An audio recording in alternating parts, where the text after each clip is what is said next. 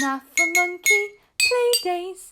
Hello and welcome back to SnaffleMonkey Playdays. And today we're going to show you this Disney Tangled book. Yes. We're going to read it to you, show you the pictures. It's a lovely book and I hope you enjoy it. Yeah.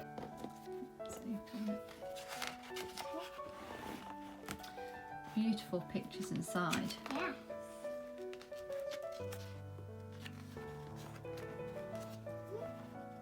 Right. Once upon a time in a faraway kingdom, a single drop of sunlight fell to earth and grew into a magical flower. This flower was found by an old woman who discovered that singing released its magical powers. Being vain and selfish, this woman, called Mother Gothel, kept the flower a secret and for centuries used it to restore her youth and beauty. Many hundreds of years after the flower was first discovered, the Queen of the Kingdom was about to have a baby. However, she fell gravely ill, and the townspeople were sent to look for the magical flower that was rumoured to be somewhere in the kingdom. With so many people looking for it, the flower was quickly found, and much to Mother Gothel's horror, the plant was uprooted and taken back to the castle. A potion was quickly created and given to the Queen, who instantly recovered and gave birth to a beautiful baby girl, who they called Rapunzel. The baby's proud parents then launched a lantern into the sky to celebrate the princess's birth. That night, desperate to recover her youth, Mother Gothel crept into the nursery. Upon finding out the magic was in Rapunzel's hair, she snipped some off, but it turned brown and lost its magic. It was then the evil woman decided to kidnap the princess and take her far away. The king and queen were heartbroken, and each year on Rapunzel's birthday they released lanterns into the sky, hoping their lost daughter would see them and return home. Mother Gothel took Rapunzel to a high tower hidden in a valley and brought her up to believe she was her real mother. The outside world is a dangerous place, she'd often say, and convinced the princess to remain in the tower in order to protect her hair. Luckily, Rapunzel found lots of things to do, such as knitting, jigsaws, playing guitar and painting, though as she approached her 18th birthday, she longed for a life outside the tower. One day, Rapunzel was talking to her mother. "I want to travel to see the floating lights," she said. "They appear every year on my birthday. I have to know what they are." Mother Gothel lied and said they were simply stars and nothing very special. She then left the tower top home to go and fetch some food for that night's dinner. Meanwhile, in another part of the forest, a thief named Flynn Rider was on the run with his partners in crime, the Stabbington brothers. They'd stolen a crown from the king and queen, and their faces were on wanted posters throughout the land. Suddenly, the palace guards found them. Flynn decided to ditch the two brothers, but made sure he took the bag containing the crown with him. Though Flynn escaped the guards, he couldn't escape Maximus, one of the palace horses. Maximus chased Flynn to a tree that hung over the edge of a cliff. Crack! The trunk, unable to take their weight, broke away from the ground, and the pair of them fell into the valley.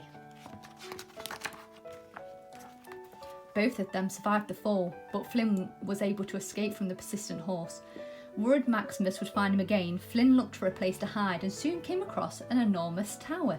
He quickly climbed to the top and jumped inside through an open window. "Alone at last," he said, relieved. Suddenly, everything went black. Rapunzel had hit Flynn on the head with her frying pan. Flynn was out cold. Though she was scared, Rapunzel felt excited too. Surely Mother Gothel would let her explore the outside world now. She could prove she was able to look after herself. Wanting to surprise her mother with this news, Rapunzel dragged Flynn across the floor and hid him inside a cupboard. Rapunzel then noticed something shining inside Flynn's bag. She looked inside and saw the crown. She slowly took it out and placed it on her head. As she looked in the mirror, something about the crown seemed very familiar. Just then, her mother shouted, "Rapunzel, let down your hair!" Rapunzel swiftly hid the crown before letting her mother climb up. Once her mother was inside, Rapunzel said, "There's something I want to tell you." "I hope you're not still talking about the stars," replied Mother Gothel. "I'm leading up to that," said Rapunzel, inching towards the cupboard. "Enough with the lights, Rapunzel," shouted Mother Gothel. "You are not leaving this tower ever." Rapunzel was shocked. She now knew she had to send her mother away if she was ever going to see the lights, so she asked for some paint as a birthday present, knowing it could only be found far away. Mother Gothel happily agreed. "I'll be back in 3 days' time," she said. With Mother Gothel gone, Rapunzel put her plan into action. She let Flynn out of the wardrobe and tied him up using her hair. When he woke up, Rapunzel told Flynn she'd let him go, only if he helped her. Pointing to a painting of the floating lights, Rapunzel said, "Tomorrow they will light the night sky. You will act as my guide, take me to see them, and return me home safely. Then I will return your satchel to you." Flynn had no choice but to agree. So Rapunzel lowered Flynn down with her hair and then climbed down herself. Though she hesitated at first, Rapunzel was so excited to finally be outside the tower for the first time since she could remember. However, she was also full of sadness for betraying her mother. "Let's just turn around," suggested Flynn, hoping he could get the bag back without having to do anything. "No," replied Rapunzel firmly. "I am seeing those lanterns." Elsewhere in the forest, as she was on her way to collect Rapunzel's paint, Mother Gothel saw Maximus without his rider. Worried the horse's owner might find Rapunzel, she hurried home, but no one was there. What she did find was the crown and Flynn's wanted poster. Knowing exactly who had taken her prized possession, she went into the forest to hunt them down.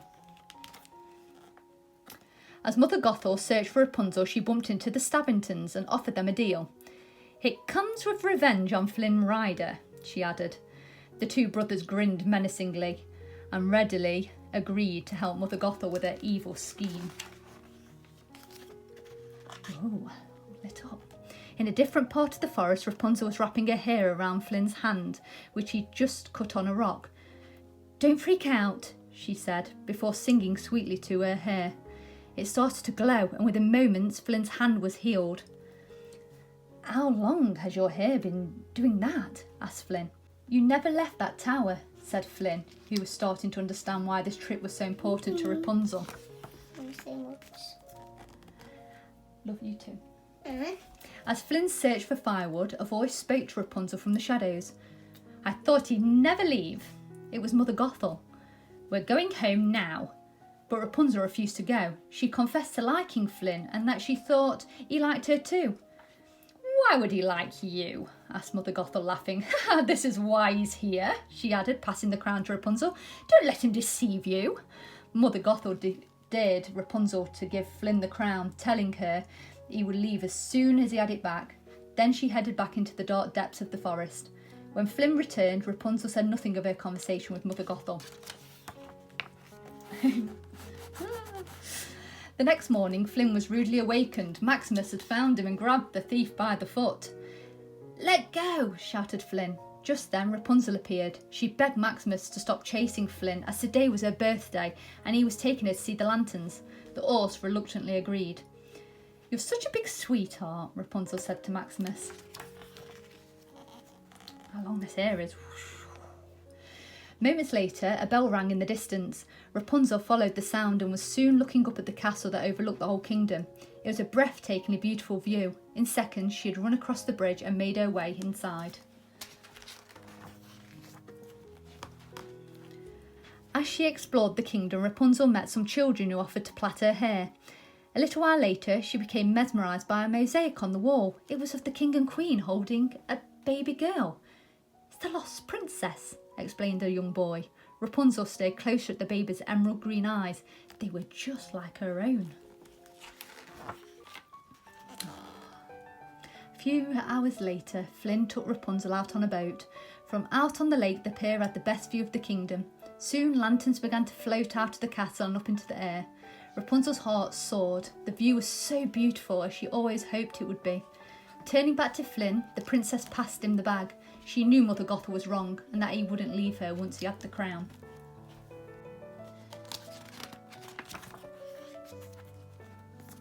As all the lanterns floated away, Flynn spotted the Stabbington brothers on the shore and, without telling Rapunzel why, quickly rowed them back to the land.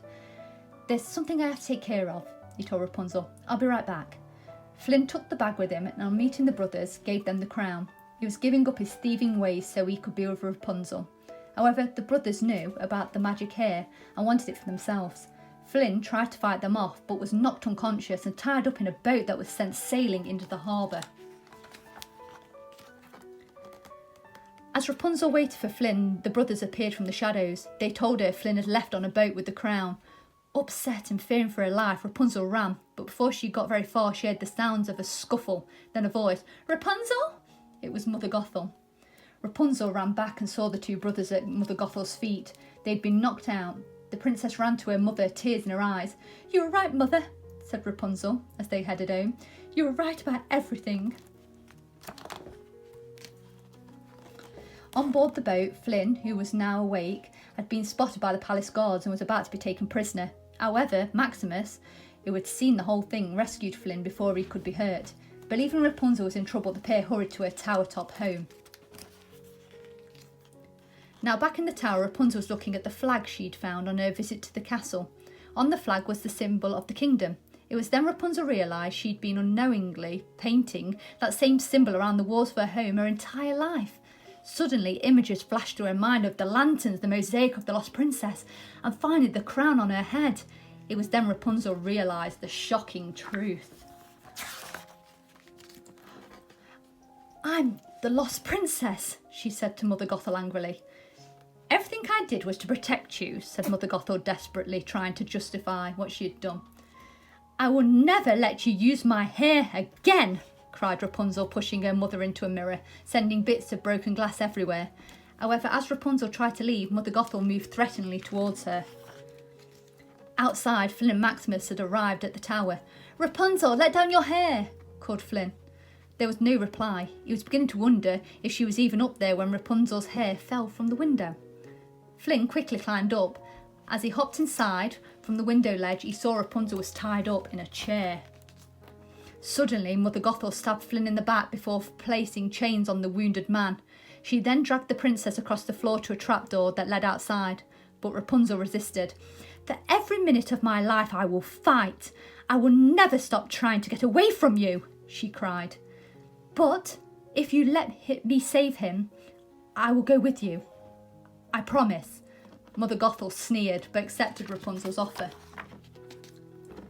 Rapunzel rushed to Flynn's side, hoping she wasn't too late to save him. As he gasped in agony, she started to wrap her hair around his wound. "I can't let you do this," said Flynn, who suddenly snatched a piece of broken glass and cut off Rapunzel's hair. It instantly turned brown. With no magic left to sustain her, Mother Gothel started turning to dust, then tripped and tumbled out of the window. With her hair no longer magical, Rapunzel had no way of saving Flynn's life. As his head dropped back, she knew he was gone. A single tear fell from her face and onto Flynn's cheek.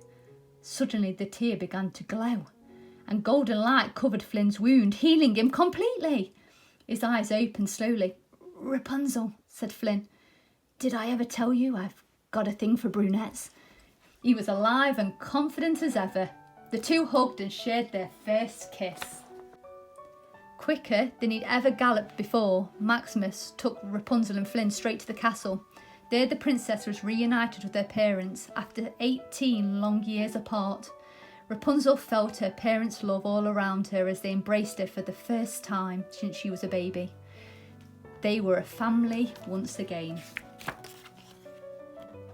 The entire kingdom rejoiced at the return of the princess and threw a party to celebrate. Hundreds of glowing lanterns were released into the air, their light having finally guided Rapunzel home. Through finding each other, Flynn and Rapunzel had found everlasting love and they both lived happily ever after. The end.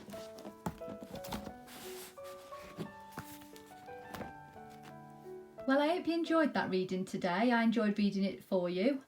I think it's a really good book, don't you, SnaffleMonkey? Yeah. Yeah, I think the pictures are lovely. I think the detailing of the pictures, like you see when you look at them, are very nice. I mean, especially that. I think that's such a lovely It looks picture. exactly like the film, doesn't it? Yeah, that's it. So we highly recommend this book. Because I do think it's nice to have some nice big bold pictures, especially from the film. So yeah. So thank you for joining us today. Please join us again. Please subscribe. Yeah. And God bless. God bless.